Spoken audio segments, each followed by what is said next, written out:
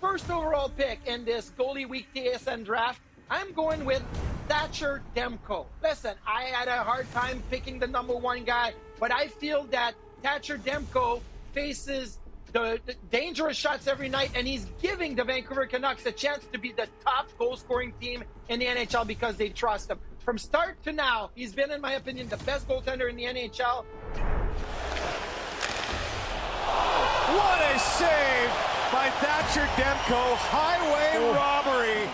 Right there is a 1A for me is Connor Hellebuyck. All this guy does, and I know the team is really shored up in front of him, but Hellebuyck, all he does is play every night and give his team an opportunity to win. Doesn't matter if he gives up 7 or gives up 0, he plays the same way. There's a consistency to his game. He committed to the Winnipeg Jets, and that's why they're a top-tier team this season.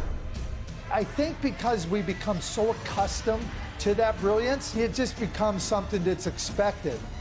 My second pick is going to be Sergei Bobrovsky. Look, what he did in the playoffs last year and what he's doing this year is allowing it once again Florida to just play their game. They didn't have Ekblad, they didn't have Montour, they've had tough injuries all year. Matthew Tkachuk hasn't really performed well until 2024, and Bobrovsky has been consistent.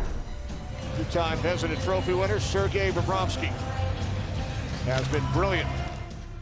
I would love to cheat this next pick and actually have a tandem, but I'm just going to have to choose one of them. I'm going to go with Jeremy Swayman. I think he's been fantastic, and it could have been Linus Ullmark as well because they both play about the same. I love the alternating situation there, but Swayman's found another level this year for me. A lot of swagger to his game. I saw him try to go for a goal the other day. He just plays the way that I wish I could have. You just took another one away from me, so I'm going to go with Stanley Cup winner last year, Adin Hill. Look, this guy has had a goals against average under 2 for most of the season this year. I know he dealt with an injury, but still, like what he showed he could do in the playoffs last season, winning the Stanley Cup, and then coming back this year as their number one goaltender. He's big, he's strong, he has added some more control, body control to his game because he's so big. It wasn't there before. I feel like he's been fantastic. I would say it's off the board because this goaltender is just ridiculous for me, but I'm going Shesterkin because I don't think we've seen his best this season, but that team is a top-tier team. And you've got a top-tier goaltender. From a skill set standpoint, he's one of the best on the planet, if not the best. What a stop! Shesterkin! I think Shesterkin always has that edge, right? That game that he can bring to the ice. And so that's why my next pick is going to be a little bit in the same grouping. It's going to be Andrei Vasilevskiy of the Tampa Bay Lightning. Look, Vasi's been up and down the last few years. Went to 3 straight Stanley Cup finals. Won 2 of them. He's probably the one that you say, I want in net if I have to win 1 game. Now, was exposed a little bit last year against Toronto. The screens, it's again this year. He had the minor back surgery. So it's still going to take a little bit of time. But I still think that he is a top-tier goaltender. I don't know if this is an off-the-board pick, but I'm going to go with Jake Ottinger. I think Dallas is a really good team. I got the opportunity to watch them live the other day, and he's just a top-tier goaltender that is still coming into his own from a consistency level. And if you look at Dallas, they're a good team, but I still think there's more there from the team and from Ottinger. The Dallas Stars have one of the best goalies in the National Hockey League in Jake Ottinger.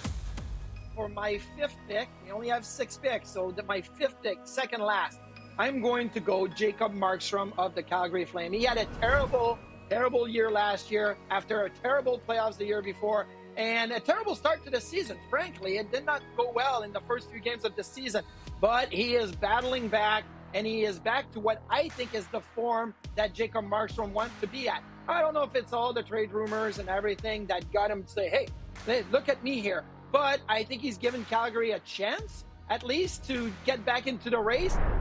Great save, Markstrom! Wow, as he robs Fantilli. I'm going to get crazy here. I am going to get crazy, and I'm going to go off the board, even though I'm going to try and back it up with my logic here. And I'm going to go Georgiev from Colorado because I don't think he's been very good, I'll be honest. But he's on a top-tier team. So if we're just looking at wins and losses and against statistical value, this guy's going to get wins because take a look at the talent he has in front of him. And I don't believe that Colorado is done. all you hear is that they're in on every trade right now to add to the depth of their group, especially up front. So that's going to help the back end. Because you've been off the board so many times, and I am going to go off the board with this pick.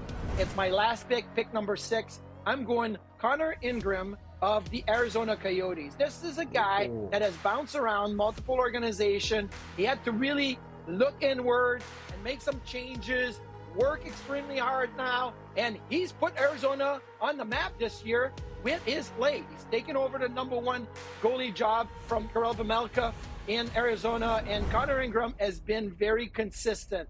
I've left some guys on the board. Allmark, Sorkin, Talbot, who's been brilliant in LA. But again, if I want to go off the board and look at wins and losses, this guy would not have been on my list in the first 2 months of the season. But I'm going with Stuart Skinner.